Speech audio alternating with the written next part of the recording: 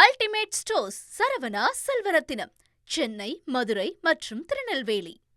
திமுகவினர் உத்தரப்பிரதேசத்தை இழிவுபடுத்தி வருவதாக பிரதமர் மோடி சாடியுள்ளார். உத்தரப்பிரதேச மாநிலம் வாரணாசிக்கு வருகை தந்துள்ள பிரதமர் மோடி கங்கை விரைவு வழி சாலை உள்ளிட்ட பல்வேறு வளர்ச்சி திட்டங்களை துவக்கி வைத்தார். ஹார்தோய் பகுதியில் நடைபெற்ற பொதுக்கூட்டத்தில் பேசிய அவர், மகளிர் இடஒதுக்கீடு சட்ட திருத்தத்திற்கு சமாஜ்வாதி கட்சி எதிர்ப்பு தெரிவித்தது அவர்களின் பெண் விரோத போக்கை காட்டுவதாக குற்றம் சாட்டினார். மேலும் உத்தரப்பிரதேச மாநிலத்தை இழிவுபடுத்தி அரசியல் செய்யும் திமுக போன்ற கட்சிகள் நாடாளுமன்றத்தில் இந்த மாநிலத்திற்கு தொகுதிகள் அதிகரிக்கப்படுவதை தடுத்து வருவதாகவும் அவர்களுக்கு சமாஜ்வாதி கட்சி துணை போவதாகவும் பிரதமர் சாடினார்.